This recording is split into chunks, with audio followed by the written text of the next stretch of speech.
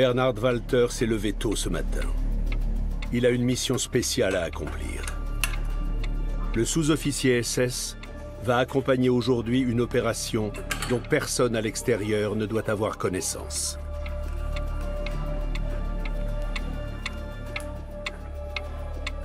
De son domicile situé à la périphérie d'Auschwitz, que les Allemands appellent Auschwitz, il n'a que quelques kilomètres à parcourir pour parvenir à destination.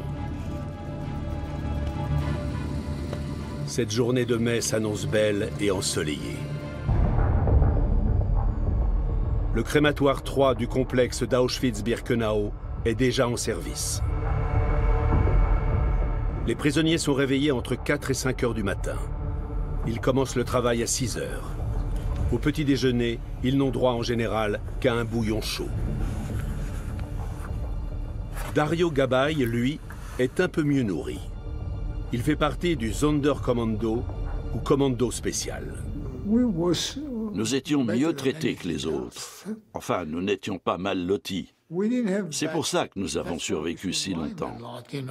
Nous avions assez à manger. Nous disposions du nécessaire. Nous étions propres, etc. Ces petits avantages vitaux ont un prix. Du dortoir niché sous les combles, Dario Gabay n'a que quelques marches à descendre jusqu'au four crématoire. Les hommes du Sonderkommando sont à la tâche pratiquement 24 heures sur 24. 2 équipes se relaient. L'une travaille de 6 heures du matin au soir et l'autre la nuit. Après une semaine, elles alternent. Il en va ainsi depuis 10 jours, depuis la mi-mai 1944, et il n'y a pas de fin en vue. Les trains roulent sans relâche. Ce jour encore, de nouveaux convois arrivent au camp.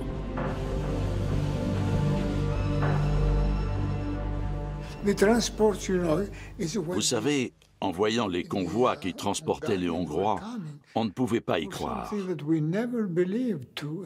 Il en arrivait 5 000, 15 000 par jour.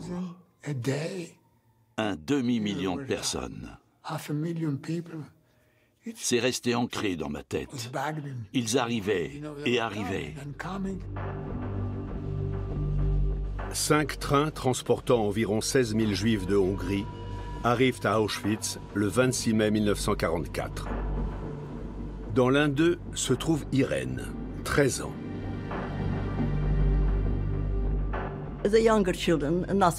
On n'a rien dit à mes jeunes frères et sœurs. Ils étaient assis par terre à côté de ma mère. Nous étions un peu plus loin. Nous étions tous conscients d'être prisonniers d'une situation désespérée, sans issue. Et ça nous terrifiait. La peur était très forte. Et pourtant, nous pensions que ça ne pouvait pas être aussi grave que ça en avait l'air. Il reste toujours une lueur d'espoir. Ils ne savent pas où ils vont ni ce qui les attend. Tout est arrivé si vite.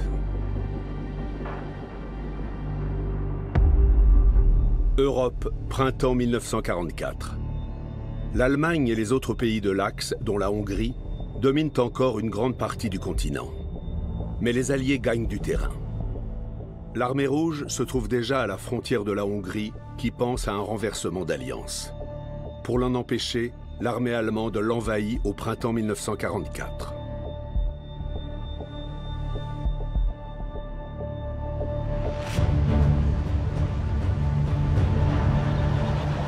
Cela a des conséquences pour les quelques 800 000 Juifs du pays.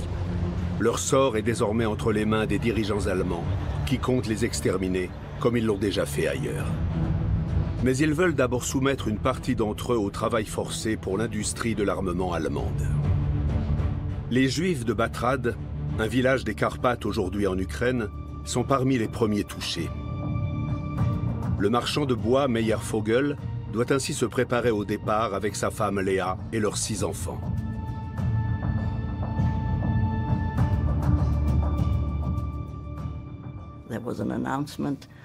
Nous avons reçu l'ordre de nous présenter le lendemain matin avec seulement une valise.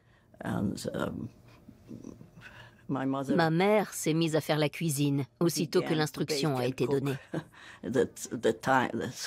J'étais assez âgée pour m'en rappeler, et les souvenirs sont restés vivaces dans ma mémoire. Mes parents rangeaient des affaires dans la valise, puis ils les sortaient, en mettaient d'autres, les retiraient, et ainsi de suite. Ils essayaient de déterminer ce qui était important, ce qui était essentiel, ce dont les enfants avaient besoin. Des policiers hongrois conduisent les Juifs au lieu de rassemblement où ils sont embarqués dans des trains. À partir de mai 1944, l'action spéciale Programme Hongrie est lancée.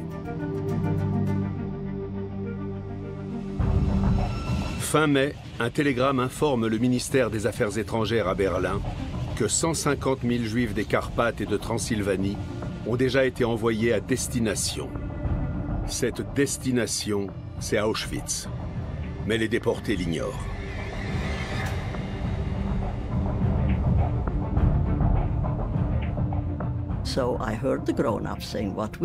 J'ai entendu les adultes dire qu'en Pologne, on rassemblait des Juifs dans la forêt, où ils étaient attendus par un peloton d'exécution, abattus d'une balle et enterrés dans des fosses communes.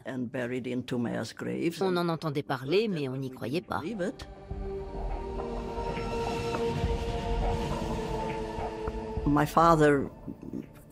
Mon père regardait sans cesse par la fenêtre. Il savait où les voies ferrées menaient et à quels endroits elles bifurquaient. Soudain, il a annoncé que le train se dirigeait vers la Pologne. Il l'a dit quelques minutes seulement après le départ. Il y a eu alors un silence absolu dans le wagon. Le 26 mai 1944, le train atteint le camp d'Auschwitz-Birkenau. Les voies ferrées ont été spécialement prolongées jusqu'à l'intérieur du camp pour les transports de Hongrie. Les déportés peuvent ainsi être pris en charge directement sur le lieu d'arrivée.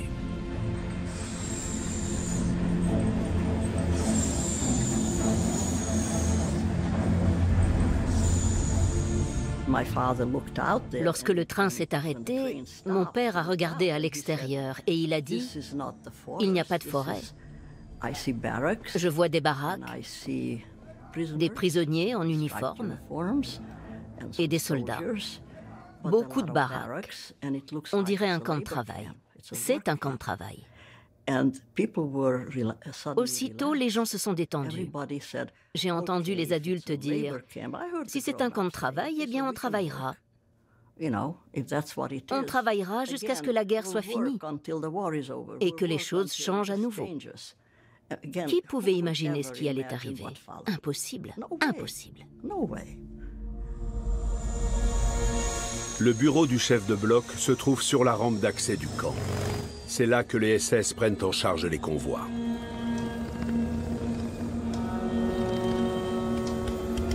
Pour Bernhard Walter, un endroit pratique pour garer sa moto.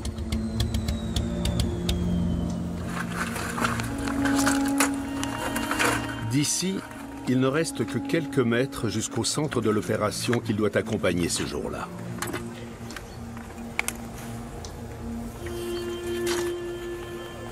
Sur la rampe d'accès, c'est déjà l'effervescence en ce début de matinée. Une colonne de Juifs hongrois est en cours de traitement, comme on dit dans le jargon SS.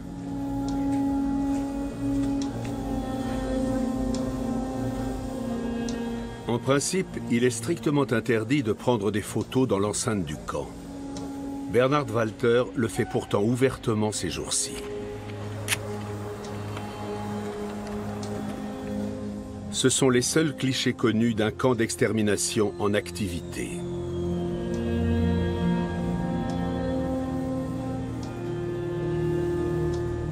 Pourquoi Bernhard Walter a-t-il le droit de faire ce qui est interdit à d'autres? Une question à laquelle l'historien Stefan Hördler tente de répondre depuis des années. Il a étudié attentivement les photos et le parcours de Bernhard Walter. Comment ce dernier est-il devenu photographe à Auschwitz? Plâtrier de formation et originaire de Fürth en Bavière, Bernhard Walter entre au parti nazi et dans la SS en mai 1933, comme son curriculum vitae manuscrit le révèle dans les dossiers du personnel de la SS. Il a alors 22 ans et a connu de longues périodes sans emploi. Bernhard Walter était ce qu'on appelait un Maikäfer, un hanneton. On désignait par ce terme ceux qui avaient rejoint les nazis au printemps, après leur prise de pouvoir, pour faire partie du système. Il serait hasardeux de dire qu'il a agi par conviction ou par opportunisme, peut-être un peu des deux à la fois. Quoi qu'il en soit, non seulement Bernhard Walter n'avait aucun problème à travailler pour le régime nazi, mais sans discontinuer jusqu'en 1945, il a tout donné pour le système. En 1934, Bernhard Walter se présente de son propre chef au poste de gardien à Dachau, l'un des premiers camps de concentration. Après la prise de pouvoir d'Hitler, les SA et les SS incarcèrent arbitrairement des opposants au régime pour asseoir la dictature nazie. La SS couvre toute l'Allemagne d'un réseau de camps de concentration. Bernhard Walter est lui-même muté plusieurs fois. En janvier 1941, il prend ses fonctions à Auschwitz en Haute-Silésie, région annexée par l'Allemagne après sa victoire sur la Pologne.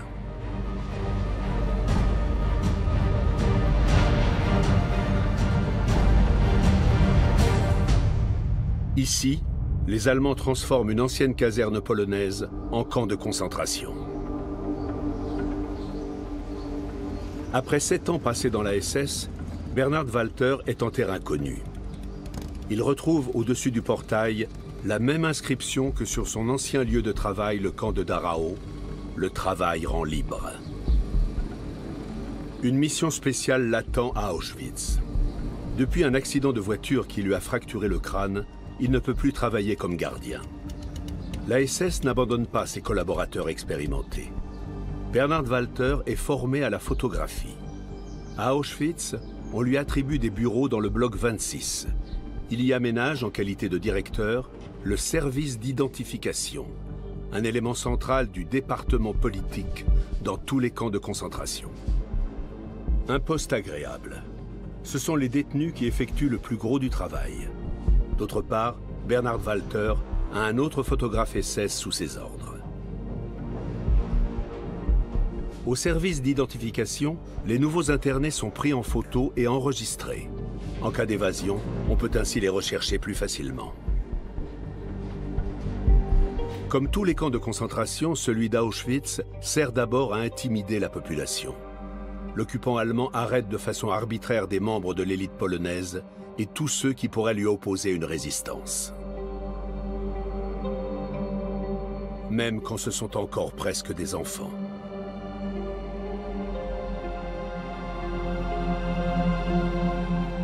Plus de 50 000 détenus sont photographiés au service d'identification.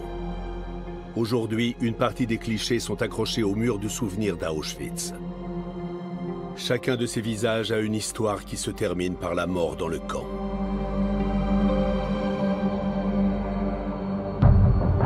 À Auschwitz, Bernhard Walter devient Hauptscharführer, le deuxième grade de sous-officier le plus élevé dans la SS. Cela correspond au rang d'adjudant-chef dans l'armée régulière. En tant que directeur du service d'identification, il jouit de certains privilèges. Sa femme et leur fils d'1 an peuvent le suivre à Auschwitz. Là, 2 autres enfants viennent au monde, une fille et un garçon.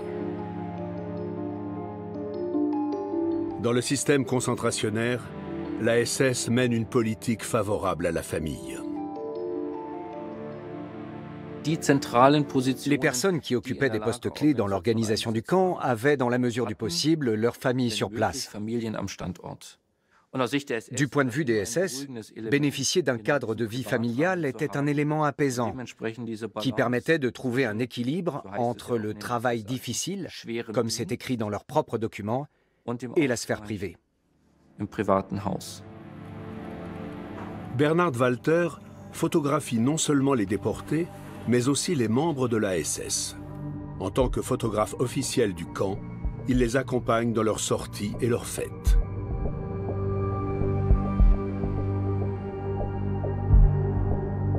Il connaît toutes les personnalités importantes du camp. Le commandant Rudolf Höss et le médecin SS Joseph Mengele, qui mènent de cruelles expériences sur des enfants. Le photographe immortalise le moment où le personnel des chambres à gaz entonne une chanson pour le départ du chef.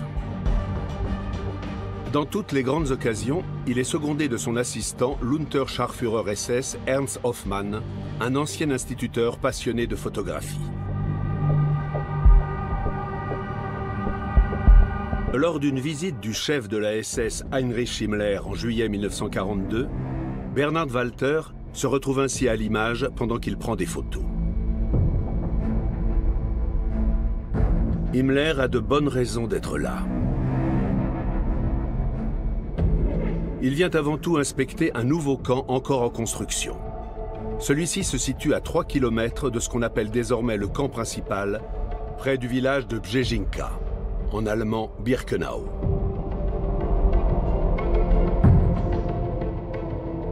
Auschwitz-Birkenau, ou Auschwitz II, est bâti comme un ancien camp romain avec 2 allées centrales en croix.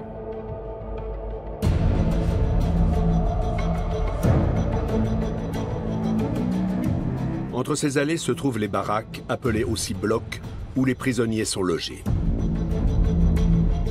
On construit à l'écart une caserne pour les gardiens SS. Il n'y a là rien de nouveau pour Himmler. Ce qui l'intéresse, c'est une ancienne ferme à la lisière du camp, dénommée la Maison Blanche, et dont il ne reste aujourd'hui que quelques fondations.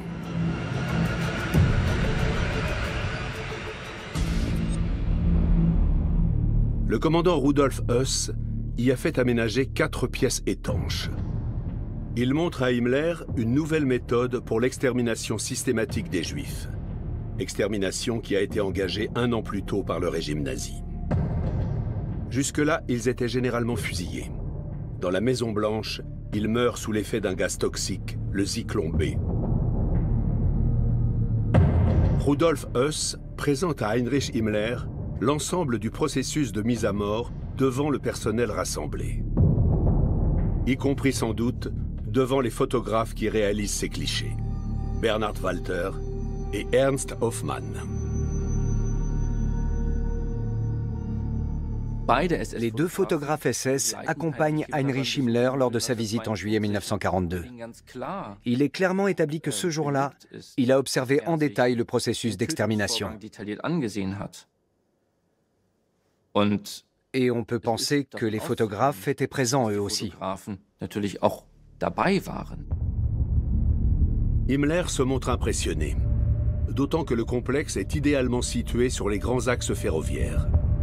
D'autres camps d'extermination tels que Treblinka, Belzec et Sobibor sont progressivement abandonnés au profit d'Auschwitz, qui devient le principal centre de mise à mort. C'est là que se retrouvent tous les Juifs déportés de Hongrie à partir de mai 1944.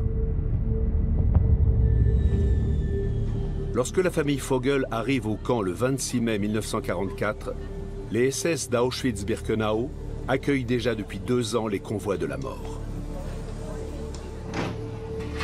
Mais même Bernhard Walter n'avait encore jamais vu autant de gens affluer en si peu de temps. Plus de 430 000 personnes en seulement 8 semaines. Le programme Hongrie est jugé si important que Bernhard Walter le documente photographiquement à la demande de son chef. L'initiative en revient probablement à Rudolf Höss lui-même, qui a été commandant d'Auschwitz jusqu'en 1943 et qui est revenu en mai 1944 pour mener cette action spéciale. Bien entendu, il a tout intérêt à la présenter comme un succès, pour apparaître comme un expert de l'administration du camp. Les clichés que Bernhard Walter réalise durant ces quelques jours doivent apporter la preuve de l'efficacité de l'action. Rudolf Höss souhaite les montrer à son chef suprême, Heinrich Himmler, pour lui indiquer qu'il maîtrise parfaitement la situation.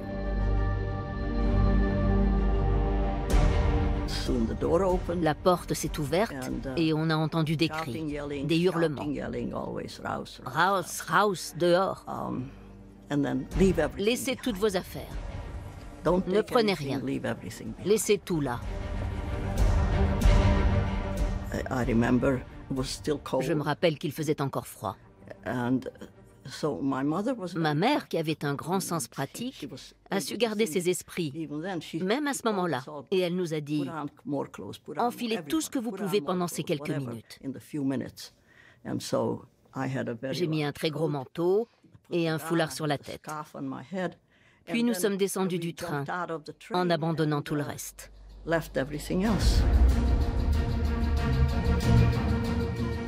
Tout ne se passe pas toujours aussi calmement que cette photo le suggère. Des témoins font état de scènes de chaos et de violence sur la rampe d'accès. Bernard Walter n'a aucun intérêt à prendre des photos qui fausseraient l'impression recherchée, celle d'un déroulement sans heurts des opérations. Nombre de ces clichés montrent que les arrivants ne se doutent de rien.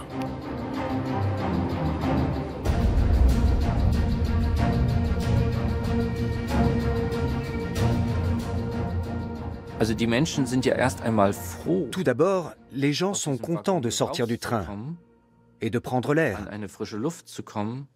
Éventuellement aussi de revoir leur famille, leurs proches qui se trouvaient dans d'autres wagons. Sur les photos, on lit donc parfois même un certain soulagement sur leur visage. Ils sont heureux d'être enfin arrivés et pensent que la torture est terminée. Bernard Walter prend certaines photos du toit du train.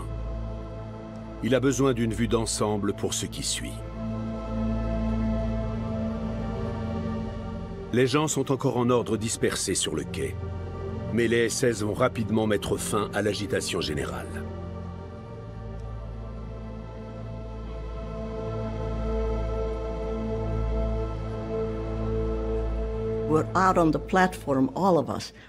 Nous étions tous sur le quai quand un autre ordre nous a été transmis. Les hommes d'un côté, les femmes et les enfants de l'autre. Donc, mon père et mon frère de 16 ans se sont mis avec les autres hommes dans la file à côté de nous. Les SS répartissent les arrivants en 4 files. 2 à l'est de la rampe en direction du portail et 2 à l'ouest en face.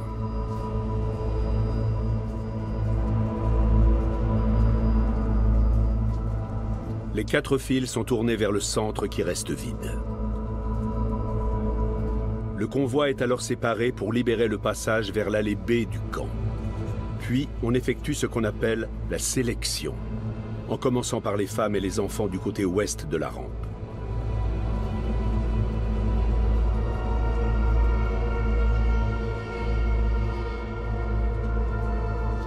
C'est ce qu'Irene Fogel et sa famille ont vécu.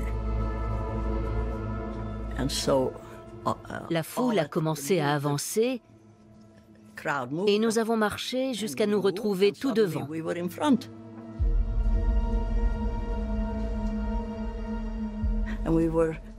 En face de nous, il y avait une dizaine de soldats nazis avec des chiens. Et l'un d'eux avait un bâton. Les soldats SS donnent des coups de canne lorsque ça ne va pas assez vite à leur goût. Des médecins SS divisent les arrivants en 2 groupes, ceux qui sont aptes au travail et ceux qui ne le sont pas. Les personnes âgées, les malades et les enfants sont considérés d'emblée comme inaptes. Ma sœur aînée avait 17 ans. Elle a été orientée dans une direction et a disparu. Il y avait toujours plusieurs personnes à la fois qui partaient. Jamais une seule. Toujours 1, 2, 3 personnes. Enfin, des petits groupes. Ma mère et mes 2 petits frères sont allés dans l'autre direction. Et ils ont disparu. Beaucoup ont suivi, immédiatement. Je me trouvais encore dans la file et je tenais ma jeune sœur Edith par la main. Elle avait 12 ans. Et soudain, un bâton s'est intercalé entre nous.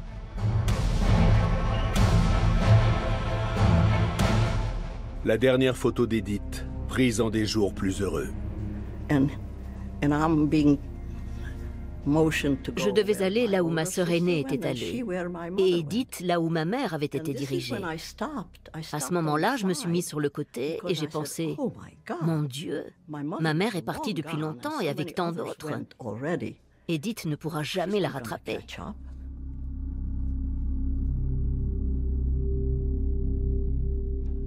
Ce n'est que 30 ans plus tard qu'Irene Weiss voit la photo où elle croit se reconnaître, précisément à ce moment-là.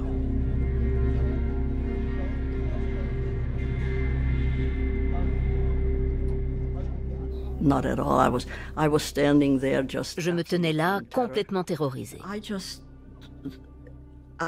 J'étais soudain très inquiète pour Edith.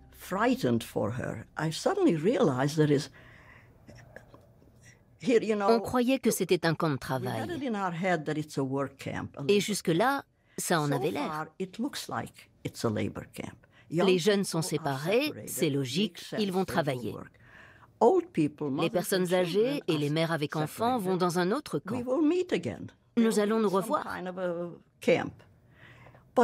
Mais qu'est-ce qui va arriver à Edith? Ma petite sœur va se perdre. Elle ne nous retrouvera pas quand nous serons réunis. Personne n'a demandé comment on s'appelait, ni qui était avec qui. Et tout à coup, je me suis dit que je ne l'avais peut-être pas tenue assez fort par la main. À Auschwitz, les mères accompagnées de leurs enfants comptent parmi les premières personnes à mourir. Les SS préfèrent renoncer à cette main-d'œuvre plutôt que de risquer une révolte en séparant les femmes de leurs enfants.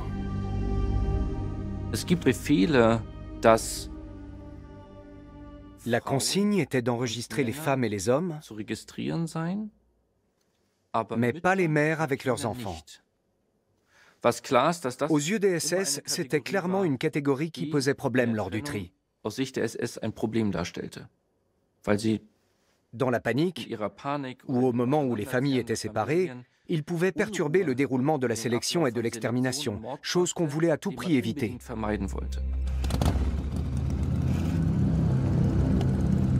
Ce matin, le photographe a réalisé les prises de vue qu'il souhaitait sur la rampe d'accès. Il passe à l'étape suivante.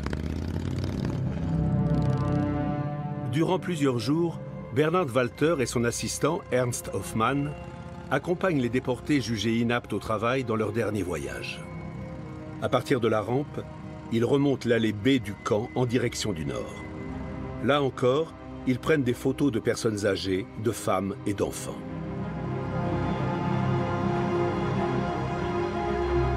Leurs visages expriment l'inquiétude, mais pas le désespoir.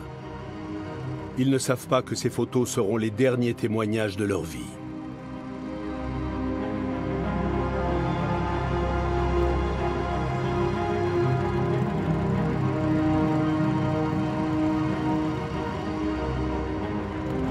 Sur l'allée B, il y a environ 1,5 km à parcourir jusqu'à un petit bois qui se trouve toujours dans l'enceinte du camp clôturé.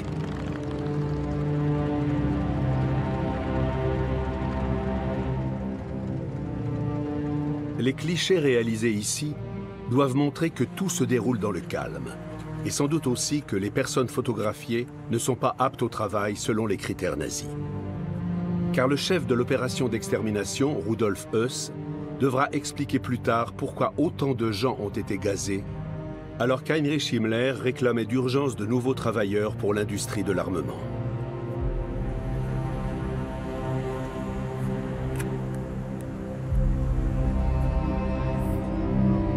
Sur cette photo, on voit des personnes peu avant leur assassinat.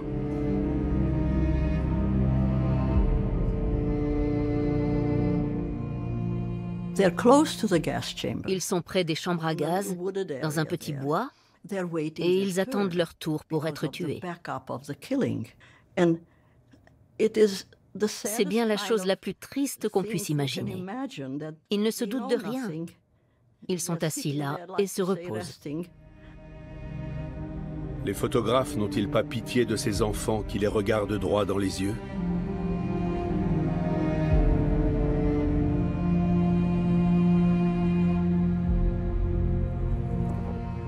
Bernhard Walter a lui-même 3 enfants. Il est apprécié de ses camarades, comme en témoigne une caricature de son cercle d'amis d'Auschwitz.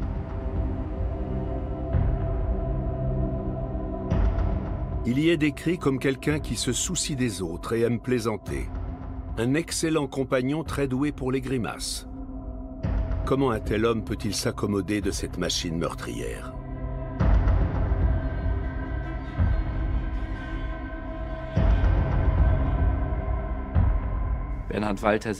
Bernhard Walter est un SS qui évolue dans le système concentrationnaire depuis 1934 déjà. Ce n'est pas la première fois que cet homme voit des actes de violence ou des assassinats. C'est difficile à concevoir de nos jours, mais pour ces SS, ça faisait partie du quotidien. Outre l'habitude, l'idéologie nazie entre en jeu. Ratten stellen unter den Tieren das Element der heimtückischen unterirdischen Zerstörung dar. Nicht anders als die Juden unter den Menschen. Depuis des années, la propagande attise la haine envers les Juifs. Comment les criminels SS pensent-ils? Stefan Hördler a été expert dans les procès de certains d'entre eux. Comme Oskar Gröning, ancien sous-officier SS et employé de l'administration du camp, qui a reconnu son passé à Auschwitz dans un documentaire télévisé. Nous avions l'intime conviction, et c'était notre vision du monde, que nous autres Allemands avions été trompés par la planète entière, et que les Juifs avaient fomenté un grand complot contre nous. Mais on peut au moins se dire que les enfants n'ont fait de mal à personne. Comment appréhende-t-on cette question? Les enfants ne représentent pas encore l'ennemi. L'ennemi, c'est le sang en eux. C'est le fait de grandir et de devenir un juif potentiellement dangereux. Voilà pourquoi les enfants sont concernés aussi. Dans l'idéologie raciale du national-socialisme, le prétendu sang joue un rôle extrêmement important. Bien entendu, on ne peut pas démontrer sur le plan biologique en quoi le sang d'un juif est différent de celui d'un non-juif. C'est pourquoi on a élaboré un concept presque métaphysique, celui de l'âme raciale qui se transmet par le sang de génération en génération. Et dans l'esprit des dirigeants nazis, si on veut éliminer les juifs, il faut prendre le mal à la racine. Ce qui implique de tuer indifféremment les hommes, les femmes et les enfants. Les guerriers de la race allemande ne voient pas dans les enfants juifs des enfants, mais des ennemis en puissance. C'est là l'effet le plus terrible de l'idéologie nazie. Les criminels assassinent manifestement la conscience tranquille. Pour eux, nous n'étions pas des êtres humains. Ils étaient les gardiens. Ils étaient aux commandes. Eux seuls décidaient qui allait mourir et qui allait vivre. C'étaient des barbares. Mais ils n'étaient pas stupides. Ils avaient un plan. Du Petit Bois, il n'y a que quelques pas jusqu'à l'une des 4 grandes installations de gazage que les SS ont construites. À Auschwitz-Birkenau, il ne reste plus que les murs de fondation des chambres à gaz et du crématoire 5.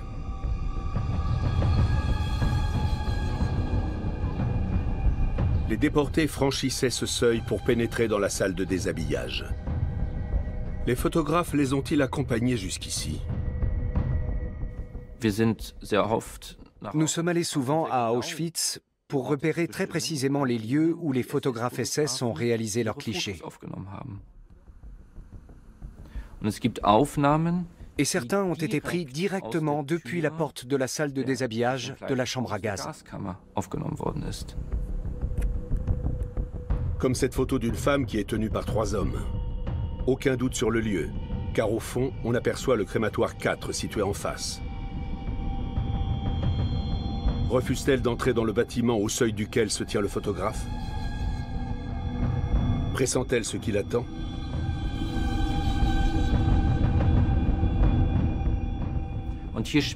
Le photographe SS sait ce qui se trame.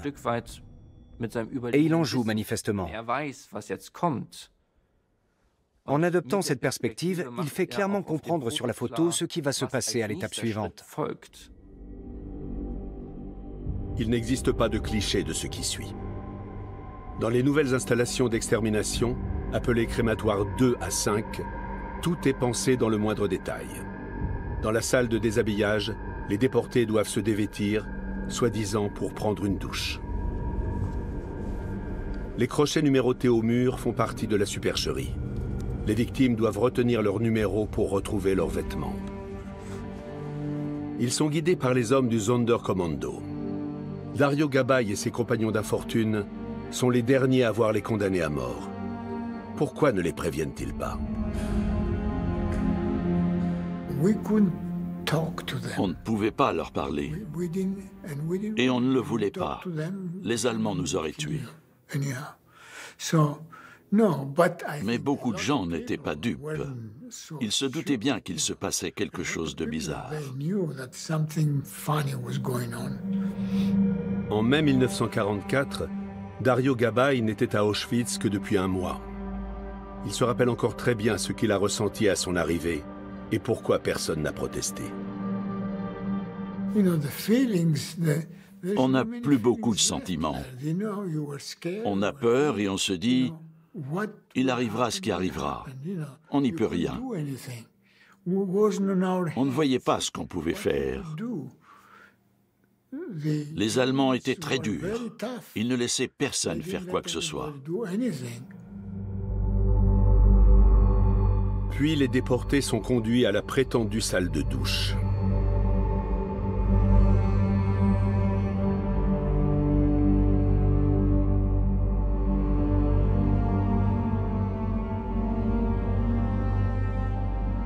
Si les pommeaux sont factices, les cages grillagées, elles, ont bien une fonction.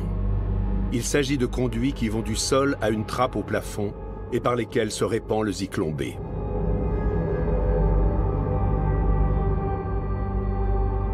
La pièce mesure environ 230 mètres carrés. Plus de 1600 individus y sont entassés en même temps. Ils sont si nombreux qu'ils peuvent à peine bouger.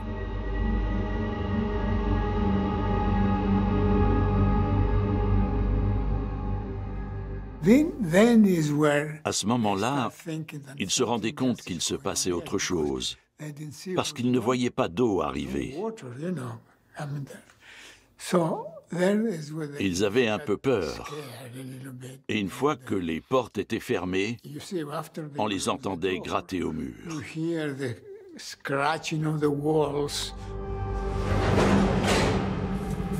Un soldat SS verse le Zyklon B, un pesticide, par la trappe. Les cristaux dégagent aussitôt des vapeurs toxiques d'acide cyanhydrique. Commencent alors des douleurs aiguës au thorax, suivies de violentes crampes, comme dans une crise d'épilepsie.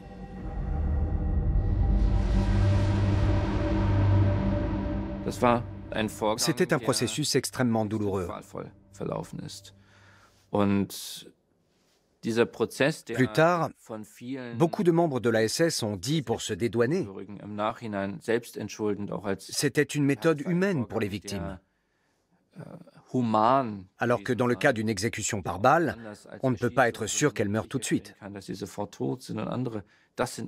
Ce sont là évidemment des déclarations on ne peut plus cyniques et odieuses, qui n'ont rien à voir avec la réalité.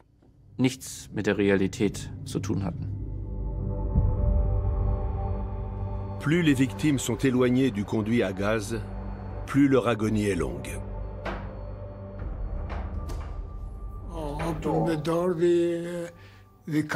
Ça durait 30 minutes. Ensuite, le capot ouvrait la porte. C'est quelque chose qui touche profondément tout être humain. Voilà des gens qui étaient encore en vie une demi-heure plus tôt, et tout à coup, ils gisent tous sur le sol. Ils ont la peau bleu-noire à cause du gaz et sont entassés les uns sur les autres. Nous avions beaucoup de mal à les sortir de là et à les transporter en haut jusqu'au four. Quelques mètres seulement séparent la chambre à gaz des fours où les cadavres sont brûlés. Tout est installé sous le même toit. Durant le massacre des Juifs de Hongrie, les fours crématoires fonctionnent jour et nuit. Le 26 mai 1944, plus de 10 000 personnes sont tuées dans les 5 dispositifs de gazage d'Auschwitz-Birkenau.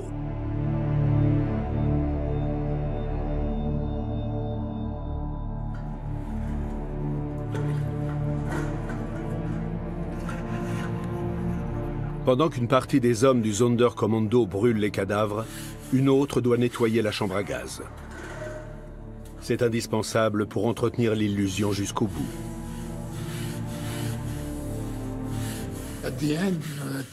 À la fin, les murs sont couverts de sang.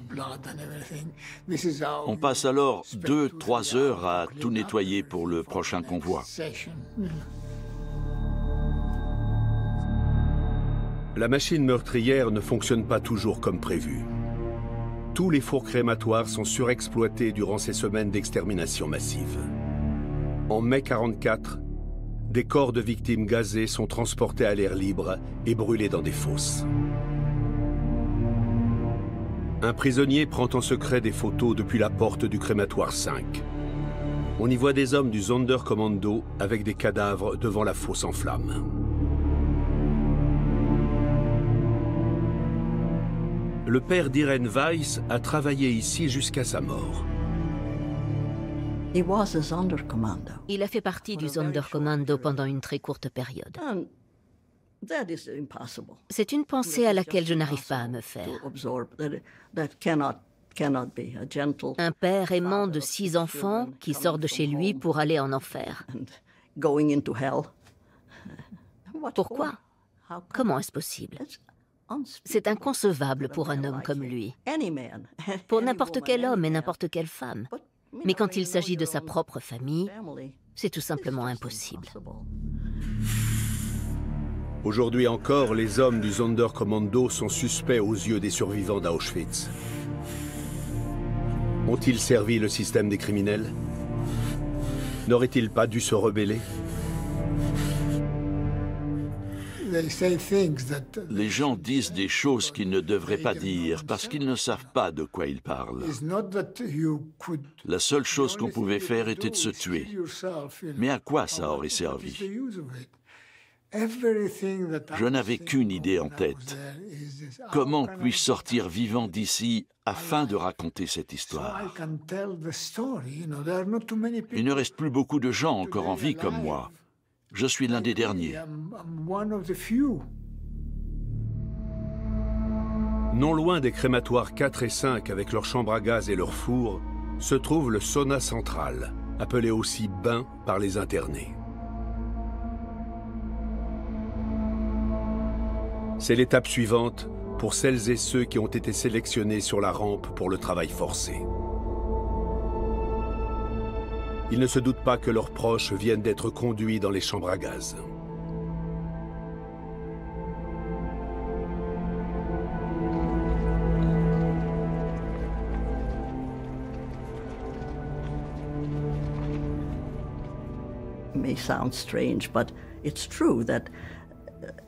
Ça peut paraître bizarre, mais il y avait tellement de pensées étranges et terrifiantes qui m'assaillaient que je n'avais pas le temps de faire le tri dans ma tête. Donc, nous sommes allés au bain et tout s'est passé très vite. Là encore, les SS prennent des photos. On ne sait pas si elles viennent de Bernhard Walter, mais c'est possible.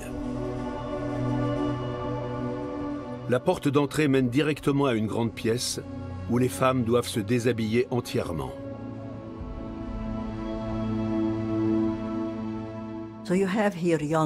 Nous étions de jeunes femmes, toutes très jeunes et très pudiques. De nos jours, peut-être que les gens sont beaucoup moins pudiques. On ne peut pas décrire l'humiliation que ces jeunes femmes issues de tous les milieux ont dû subir à l'époque. Une fois nues, les femmes doivent emprunter un long couloir jusqu'à la salle de tonte.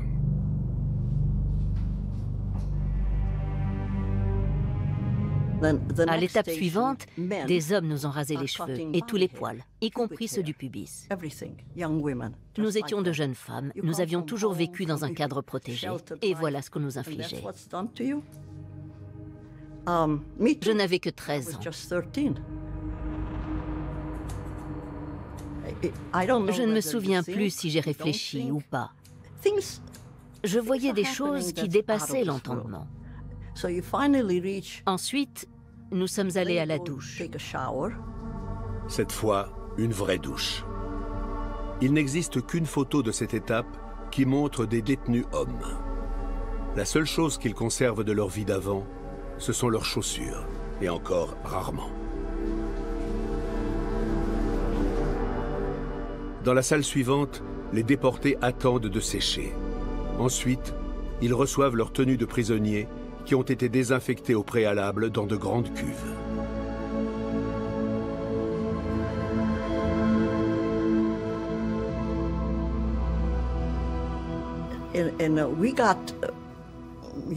Nous avons reçu un uniforme, une robe grise en forme de sac.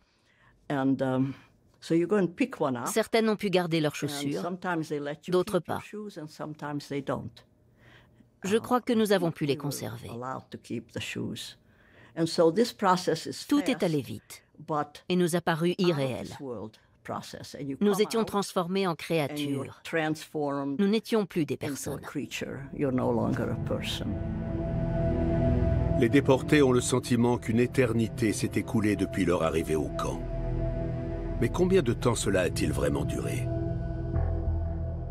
Pour répondre à cette question, Stefan Hördler a trouvé des indices sur des photos prises lors d'un autre convoi que celui d'Irene Weiss. Nous avons par exemple une série de photos d'un convoi de Tchatchovo, en ukrainien Tchatchiv. On y voit notamment l'arrivée du train sur la nouvelle rampe et les déportés en uniforme rayé qui ont déjà été sélectionnés pour le travail forcé. Les voies se trouvent dans le sens est-ouest. Les ombres indiquent la position du soleil et donc l'heure. À l'arrivée du train encore fermé à droite, il était entre 11h et midi. Sur ces clichés réalisés plus tard, on voit certains passagers de ce convoi en tenue de prisonnier, comme le pharmacien Stefan Balassa. Là encore, on peut déterminer l'heure à partir du lieu et des ombres.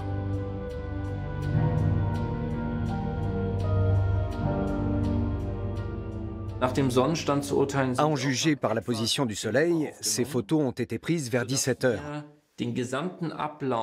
On peut en déduire que l'ensemble du processus, de l'arrivée du train à l'extermination ou l'habillement, dure quelques heures. Le traitement d'un convoi, comme disent les SS, s'effectue en 4 à 5 heures. 4 à 5 heures. D'après les ombres sur cette photo prise le 26 mai 1944, la sélection a eu lieu tôt le matin, vers 8 heures. Ce convoi a donc pu être traité, pour reprendre la terminologie des criminels, entre midi et 13 heures.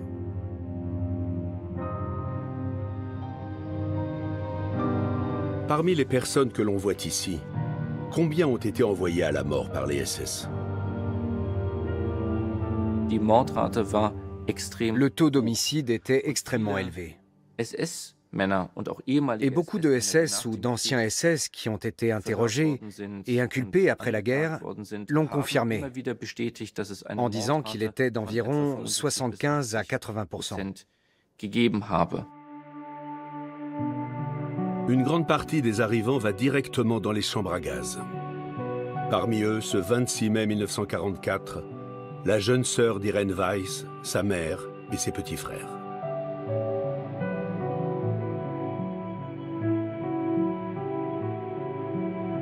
Elle l'apprend le jour même de la bouche de prisonniers qui sont là depuis un certain temps.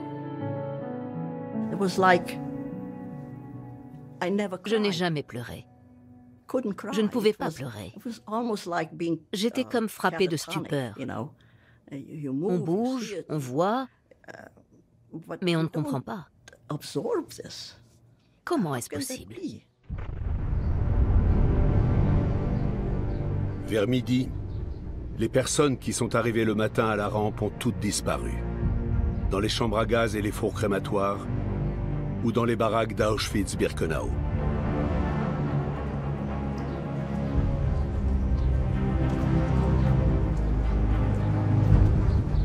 Pour le photographe SS Bernhard Walter, c'est l'occasion de prendre une pause.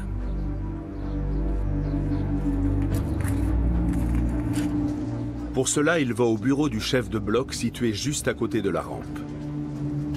Il connaît Josef Herbert qui accueille les trains. Sur une caricature de son cercle d'amis d'Auschwitz, ce dernier est surnommé ironiquement le premier homme du comité d'accueil. Que pensent les SS de l'usine de mort d'Auschwitz? Sont-ils ici par conviction ou par obligation? Même s'ils représentaient une part infime, quelques soldats SS ou surveillantes n'étaient pas faits pour travailler dans cet environnement violent, dans ce centre de mise à mort. Et ils demandaient leur mutation.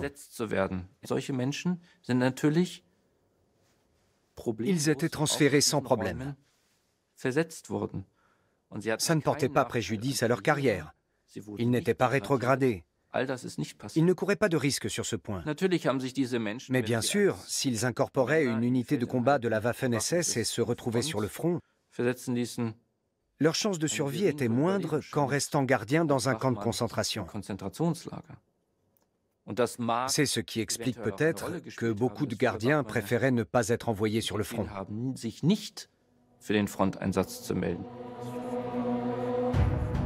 C'est encore plus vrai lorsque la situation militaire de l'Allemagne se détériore sensiblement.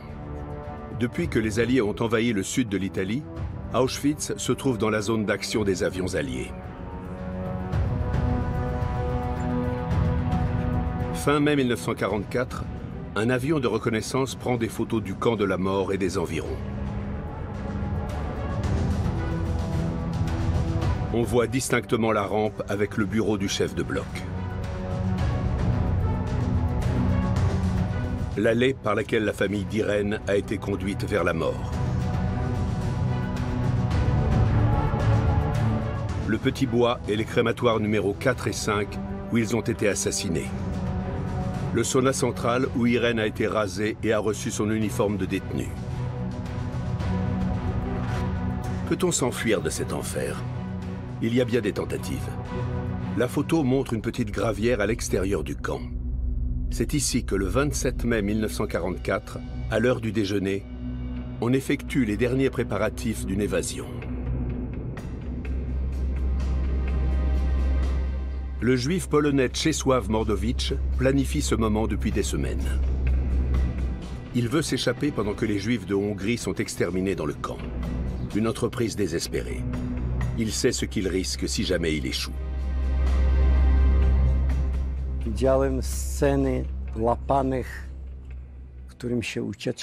J'ai vu ce qui arrivait aux détenus qui avaient tenté de fuir et qui s'étaient fait prendre. Ils étaient ramenés au camp et ils étaient pendus en public. Ou alors on les fusillait et on mettait leur corps sur une chaise à la porte d'entrée, avec des pelles pour tenir leur tête, et une pancarte qui disait « Je suis revenu ».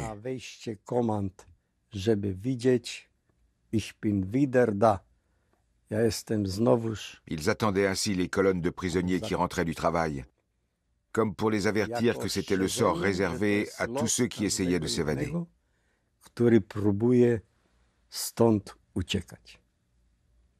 Mais ça ne m'a pas dissuadé.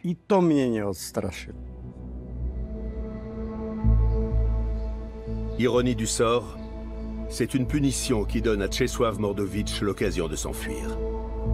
Un mois plus tôt, il était encore secrétaire du bloc 18 et à ce titre, il bénéficiait d'avantages, par exemple une meilleure nourriture. Le travail d'un secrétaire consiste à noter précisément qui vit dans le bloc, qui arrive et qui part. Cela permet au SS de garder le contrôle de la situation. En avril 1944, 36 000 détenus sont recensés à Auschwitz-Birkenau. Lorsque 2 d'entre eux parviennent à s'évader, les SS prennent des mesures drastiques.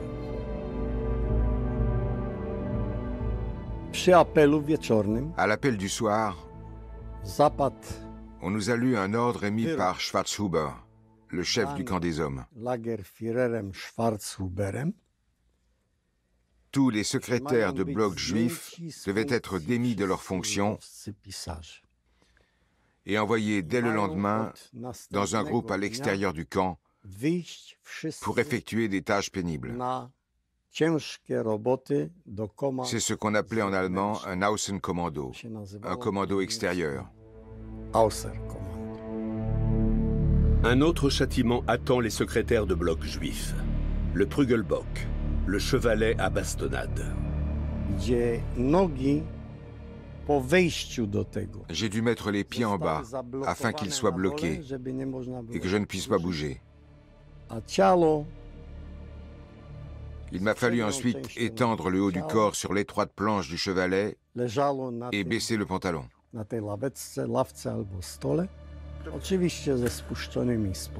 Puis 2 soldats SS, placés de chaque côté et munis d'un fouet, m'ont frappé de toute leur force sur le postérieur. Ils n'ont arrêté que lorsque le sang a giclé partout et que j'ai perdu connaissance.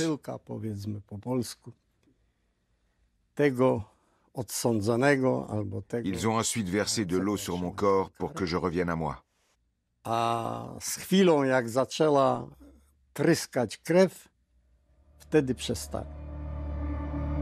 Il est blessé et envoyé dans un commando disciplinaire. À Auschwitz, cela équivaut à un arrêt de mort. Mais un miracle se produit.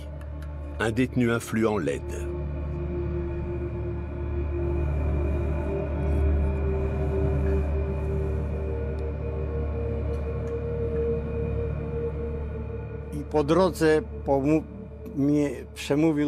En chemin, il a échangé quelques mots avec moi. Il a dit « Ne t'inquiète pas. Demain matin, tu iras dans mon commando de travail. Je vais m'en charger avec Danish. » C'était le doyen du camp. « Ne t'occupe de rien. Ne demande rien à personne. Parce qu'il y a une chose que je peux te jurer. Moi, Adam Rojicki, je te jure que tu n'auras pas à travailler dur avec moi et que tu ne manqueras de rien. »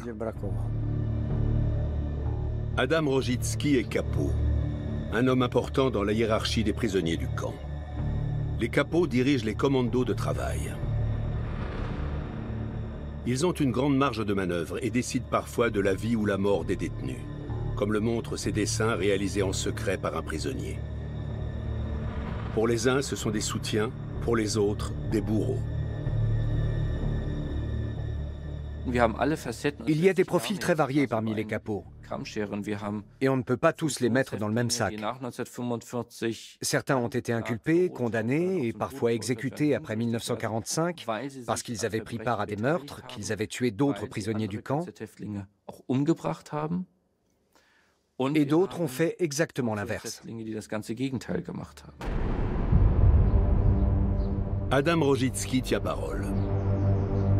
Czesław Mordowicz intègre son commando et découvre une autre facette de Birkenau. Le camp est non seulement un centre d'extermination, mais aussi un marché aux esclaves. Beaucoup sont vendus ici à l'industrie de guerre allemande comme travailleurs forcés. Quelques kilomètres plus loin, à Monowitz, IG Farben a installé un gigantesque site de production d'essence synthétique.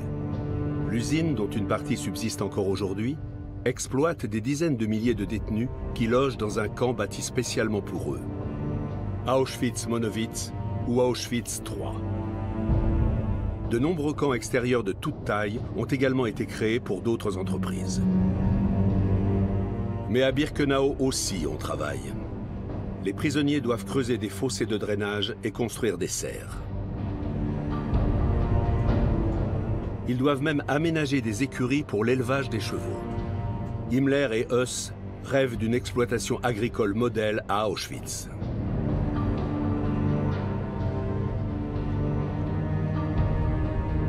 Pour construire, on a besoin de gravier et de sable.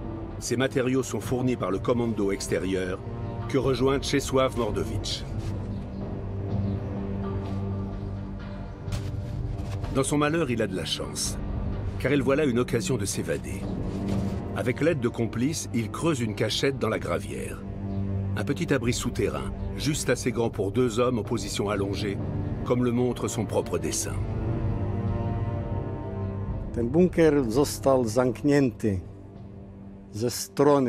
bunker était fermé sur le côté par une trappe en bois, construite spécialement à cet effet et dissimulée avec de l'herbe. Un petit tube passait à travers cette trappe pour nous alimenter en air. Une fois que tout a été prêt, nous sommes entrés dans le bunker. Le 27 mai 1944, peu après-midi, Czesław Mordowicz et son compagnon Arnošt Rosin se faufilent dans le minuscule bunker. Des complices ferment l'entrée et versent de la térébenthine au-dessus de la cachette pour empêcher les chiens pisteurs de détecter les fugitifs. Ils comptent rester 3 jours dans leur abri afin de déjouer le système de sécurité des SS.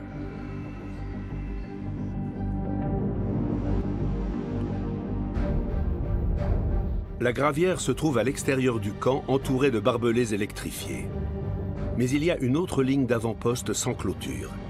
Elle n'est surveillée que le jour, sauf si des détenus s'évadent.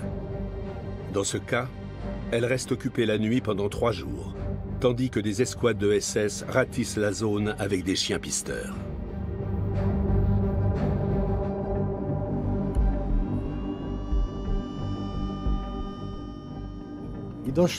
À un moment donné, nous avons entendu des grattements de pattes de chien au-dessus de nous. C'était comme si ces grattements se produisaient à l'intérieur de nos têtes.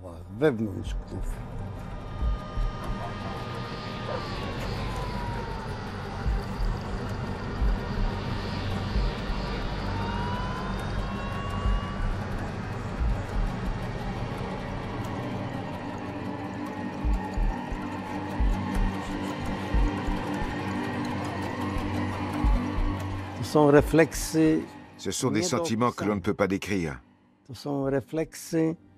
qui sont tout simplement impossibles à définir.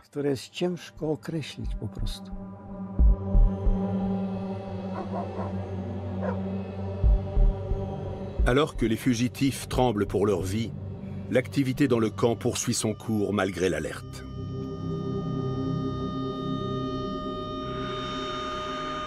Les SS organisent la collecte du matin.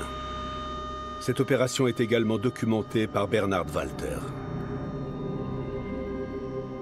La plupart des objets sont recueillis à l'endroit même où les déportés sont arrivés, sur la rampe. De là, leurs affaires sont transportées en camion.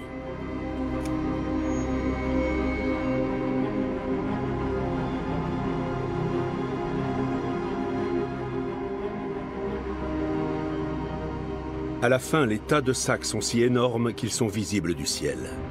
Sur la photo aérienne prise par les Alliés en mai 1944, on distingue bien le lieu où le butin est rassemblé. Un camp de baraques juste à côté du crématoire numéro 5. Tellement près que l'on peut voir la fumée des cadavres sur cette autre photo qui montre les montagnes de chaussures. Irene Weiss rejoint bientôt le groupe de prisonnières chargé de trier les objets volés.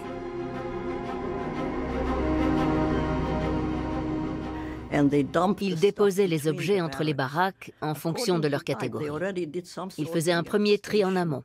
Il y avait des piles de chaussures, des tas de lunettes, de brosses à dents, de vaisselle, de livres, de nourriture et autres biens que les gens apportaient. Tout ça s'accumulait. Ce lieu, les SS l'appellent Effektenlager, camp des effets personnels. Dans le jargon des détenus, il prend le nom de Canada, pays synonyme de richesse et de profusion.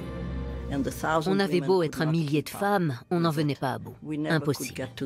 On n'arrivait jamais à réduire ces montagnes d'objets, parce que chaque jour, il en arrivait davantage.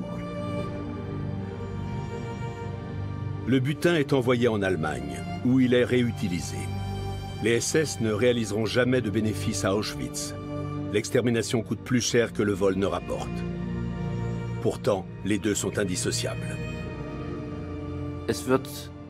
On vole tout ce qu'on peut.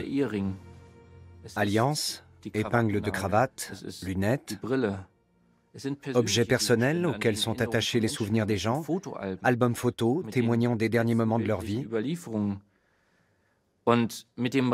Piller les biens des déportés, c'est faire disparaître leur identité. En tant qu'historien, je pense qu'il s'agit là d'un point essentiel. En volant l'identité de groupes entiers d'individus, on efface leur mémoire, comme s'ils n'avaient jamais existé. En général, les SS comme Bernhard Walter finissent leur journée de travail vers 17h30. Ils regagnent sans doute le camp principal et ses bureaux du service d'identification installés dans le bloc 26. C'est ici que sont développées les photos du programme Hongrie. Elles sont destinées à un album que le chef de l'opération, Rudolf Höss, veut présenter à ses supérieurs pour leur montrer qu'il mène à bien sa mission. Bernhard Walter choisit les clichés et leurs légendes en conséquence.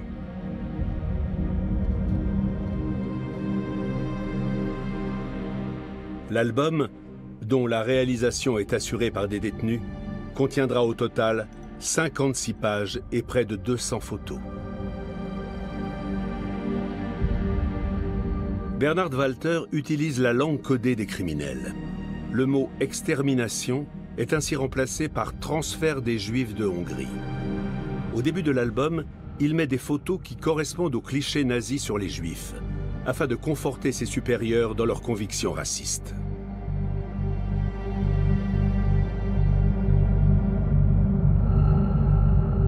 Les photos de la sélection sur la rampe sont censées suggérer l'ordre et le calme. Preuve que Rudolf Höss et ses hommes ont la situation bien en main.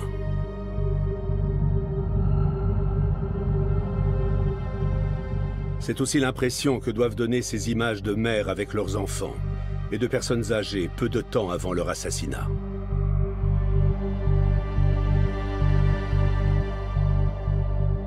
Même s'il ne montre pas la mort atroce dans les chambres à gaz, cet album porte témoignage d'un crime contre l'humanité sans précédent. «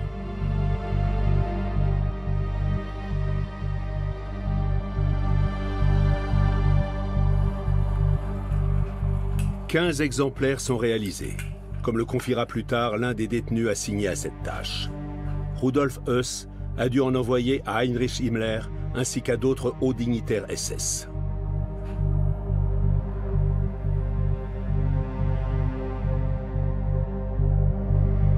Mais seul un de ces 15 exemplaires a été conservé. Il se trouve aujourd'hui au mémorial de Yad Vashem en Israël. Des historiens croient savoir à qui il a appartenu. Il s'agit là très probablement de la copie personnelle de Bernhard Walter, qui a lui-même réalisé une grande partie de ces clichés. Il y a plusieurs indices qui permettent de l'affirmer. Notamment, c'est un album qui avait déjà servi. On a retiré les photos, puis on en a collé d'autres, ce qui a laissé des traces visibles. Ce n'est donc pas un exemplaire qu'on aurait donné à Heinrich Himmler. Il était en trop mauvais état pour cela.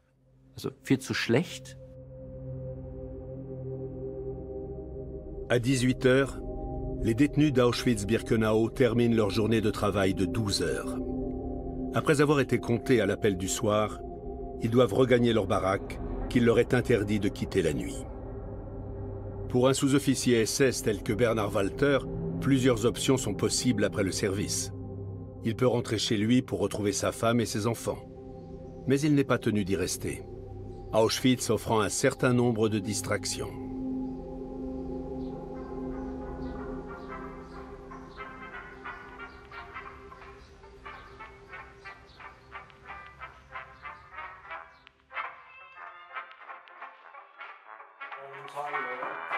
Bernhard Walter voit ses collègues dans un cadre privé. Par exemple, pour célébrer l'anniversaire de son assistant Ernst Hoffmann, le deuxième photographe du camp.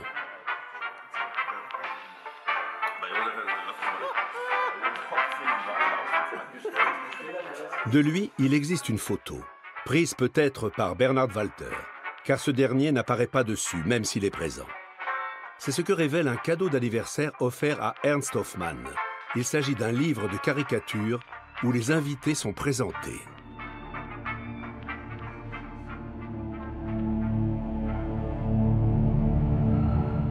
Il y a Joseph Herbert, qui accueille les trains à la rampe. Le don Juan et expert en mixture alcoolisée sera condamné plus tard à la prison à perpétuité. Ou encore Vera Navrat, la reine de beauté qui aime les photographes. Allusion à sa liaison avec Ernst Hoffmann.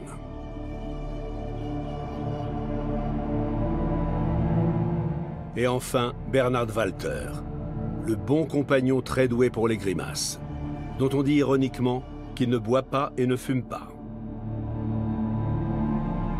Une fête d'anniversaire au cœur de l'usine de mort.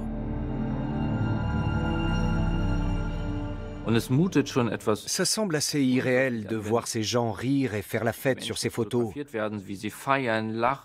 comme s'ils menaient une vie totalement insouciante et qu'ils étaient en période de paix. Pendant ce temps, des hommes et des femmes sont tués de manière systématique. Et puis les troupes allemandes battent en retraite sur tous les fronts. Fin 1944, il paraît évident que la défaite est imminente. Bernhard Walter contribue à son échelle à faire oublier la réalité. Voilà pourquoi il quitte peut-être ses amis prématurément ce soir-là. Il a une activité annexe à Auschwitz.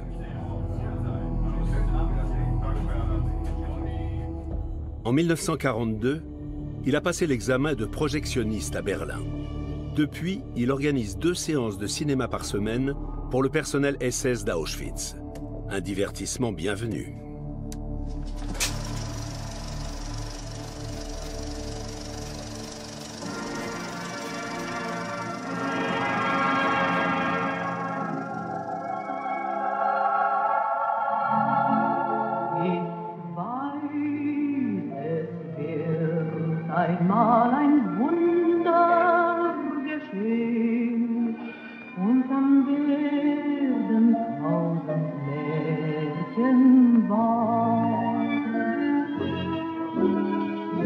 Un grand amour est le plus grand succès cinématographique du Troisième Reich.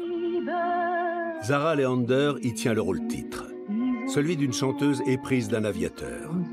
On dit que la chanson phare du film « Un jour, un miracle se produira » plaît aussi aux prisonniers parce qu'elle leur donne l'espoir d'une vie après les nazis. À Birkenau, Czesław Mordowicz et son compagnon commencent à manquer d'air dans leur cachette souterraine.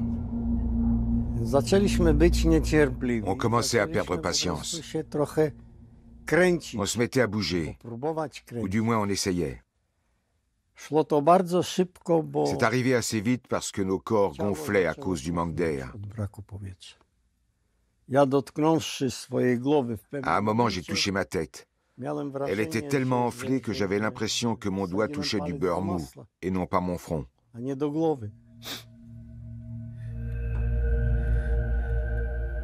Et c'était encore loin d'être fini.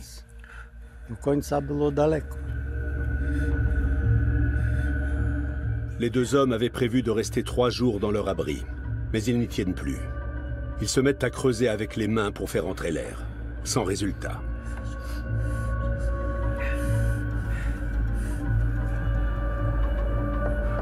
À 2 doigts de renoncer, ils y parviennent enfin.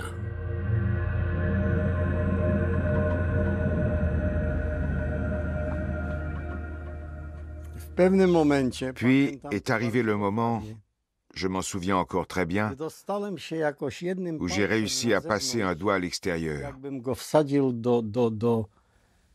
On aurait dit que je l'avais enfoncé dans de l'acier brûlant. Chaud, pas froid. C'est l'impression que j'ai eue quand mon doigt s'est retrouvé à l'air libre. Ils sortent à grand-peine de leur abri et se faufilent vers la ligne d'avant-poste.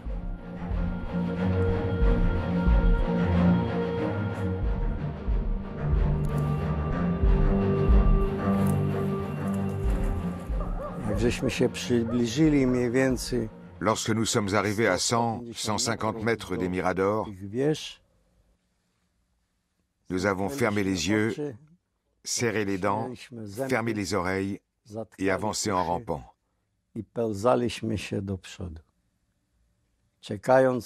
On s'attendait d'une seconde à l'autre à voir le faisceau d'un projecteur ou à entendre le tir d'une mitrailleuse.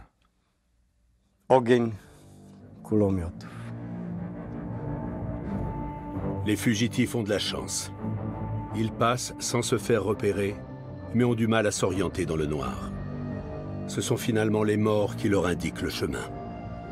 À gauche, à l'horizon, on ne voyait que les flammes qui s'élevaient des cheminées des fours crématoires. Pour nous, c'était un signe et un moyen de s'orienter. Ça nous permettait de savoir quelle direction il fallait prendre et quelle distance on devait parcourir pour laisser ces torches derrière nous. L'usine de mort ne s'arrête pas la nuit. Au contraire, les SS préfèrent assassiner discrètement dans l'obscurité.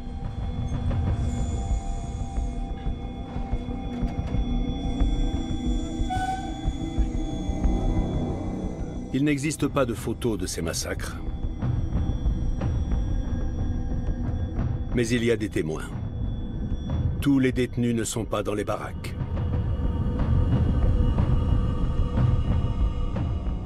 La nuit, tout a l'air différent.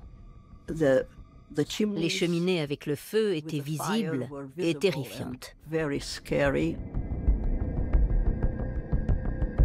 La nuit aussi, Irene Weiss doit trier les objets volés dans le camp des effets personnels. De là, elle voit les arrivants marcher vers les crématoires. Ces colonnes de femmes, d'enfants et de personnes âgées marchaient dans le feu. C'était ce qu'ils voyaient. Ils marchaient droit dans le feu.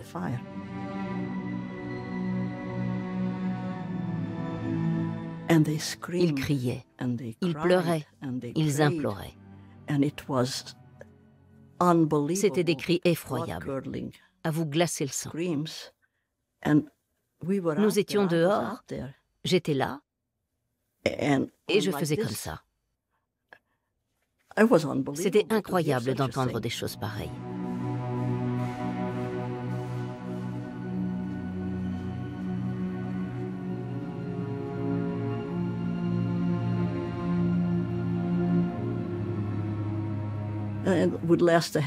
Ça durait une demi-heure, puis le calme revenait. Les feux brûlaient et dégageaient des flammes et de la fumée. Et déjà le train suivant sifflait sur les voies. Et le suivant, toute la nuit.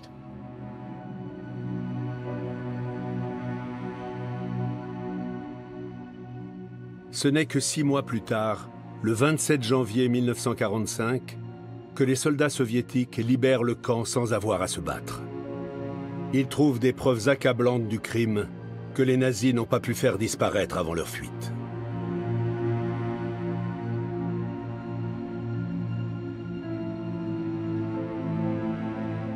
Et ils tombent sur des témoins vivants. 6000 prisonniers épuisés, trop faibles pour être emmenés à marche forcée avec les autres détenus vers d'autres camps, où la plupart des survivants d'Auschwitz ne seront libérés que des mois plus tard.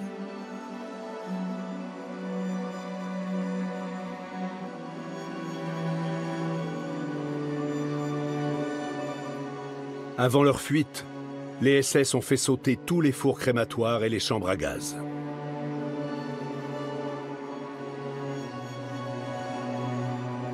En janvier 1945, le photographe Bernhard Walter quitte lui aussi le complexe d'Auschwitz où il a passé plus de 4 ans.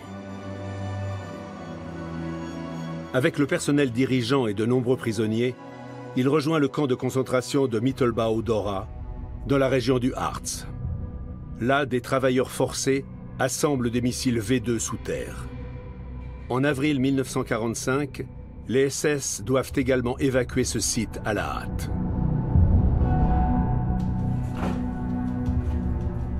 Bernhard Walter joue alors de malchance. il ne prend pas son album avec les photos d'Auschwitz.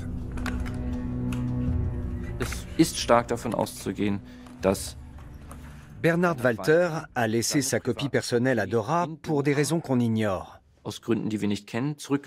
Il y a une hypothèse. Nordhausen, la ville située près du camp de concentration, a été lourdement bombardée début avril 1945. La majorité des SS a pris la fuite et dans la débâcle, l'album aurait été abandonné sur place. C'est une source historique qui autrement aurait été détruite. À ce stade, les Alliés sont au courant depuis longtemps des atrocités commises à Auschwitz. Dès l'été 1944, ils ont reçu des témoignages de détenus qui se sont évadés. L'un d'eux est Czesław Mordowicz, l'ancien secrétaire du bloc 18 à Birkenau. Mais l'homme qui a eu tant de chance dans sa fuite est complètement déboussolé à la fin de la guerre.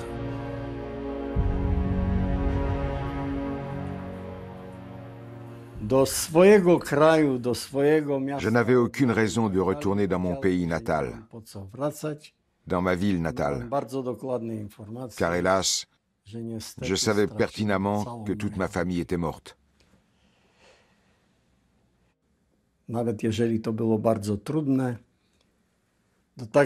C'était très dur de revenir à ce qu'on appelle une vie normale.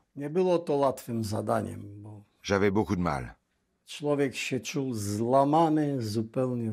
Parce que je me sentais complètement brisé, physiquement et psychiquement. Après la guerre, Czesław Mordowicz passe 20 ans en Tchécoslovaquie et 20 autres en Israël. Il s'installe ensuite chez sa fille au Canada, où il meurt en 2001. Comme lui, la plupart des survivants d'Auschwitz ne retournent pas dans leur pays d'origine. Ainsi, Dario Gabay part pour le Nouveau Monde, la Californie. L'ancien détenu du Sonderkommando est figurant dans des films de guerre. Mais il gagne sa vie dans le commerce de textiles en gros. Il a aujourd'hui plus de 90 ans et vit toujours en Californie.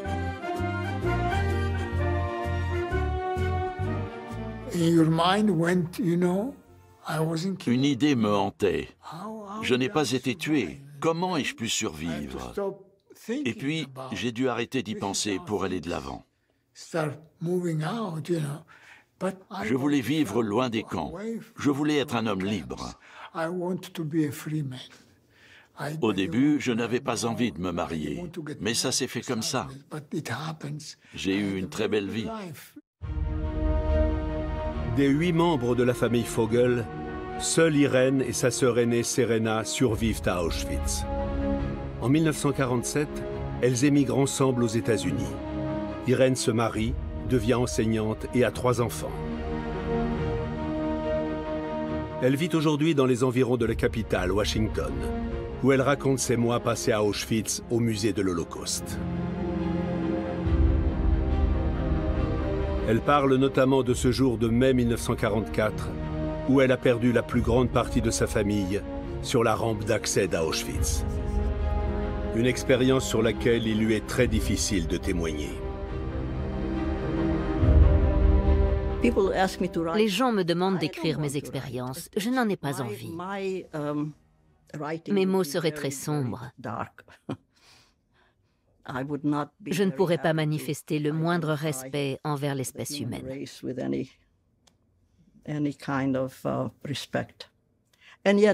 Enfin, je reprends ce que je viens de dire. Je ne déteste pas toutes les personnes que je rencontre. J'ai des amis et je fais confiance en général. Mais l'humanité dans son ensemble, non. C'est une bête cruelle. Après la guerre, Bernhard Walter, le photographe SS d'Auschwitz, est fait prisonnier par les Britanniques. En mai 1947, il est extradé vers la Pologne et comparaît devant le tribunal de Cracovie aux côtés d'autres SS d'Auschwitz. Parmi les co-accusés se trouve son ancien chef qui avait commandé l'album photo. Rudolf Höss est jugé dans un procès séparé est condamné à mort par pendaison.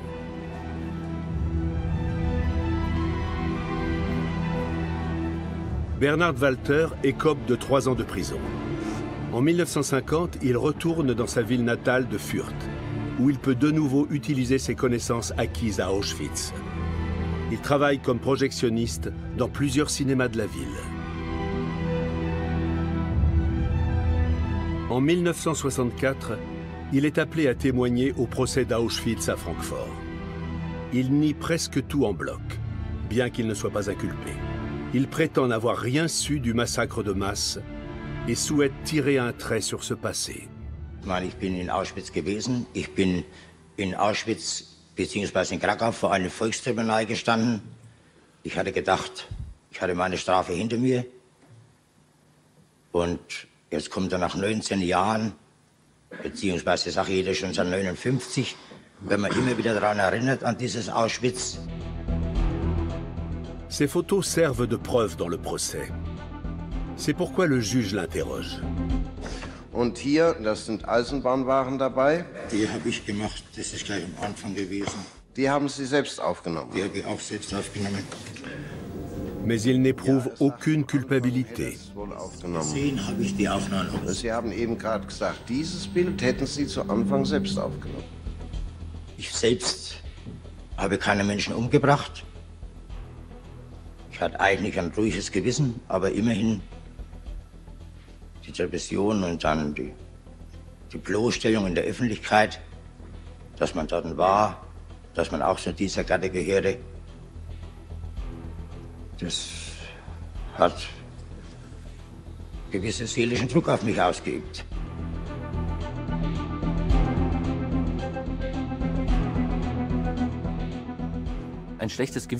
Ces hommes ne semblent pas avoir mauvaise conscience.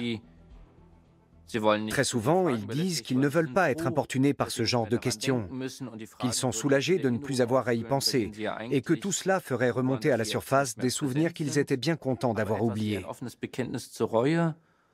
Très peu ont exprimé publiquement des remords après 1945. La majorité d'entre eux sont retournés apparemment sans problème à une vie normale et ont repris pied relativement facilement après la guerre, pour autant qu'ils n'aient pas été poursuivis en justice.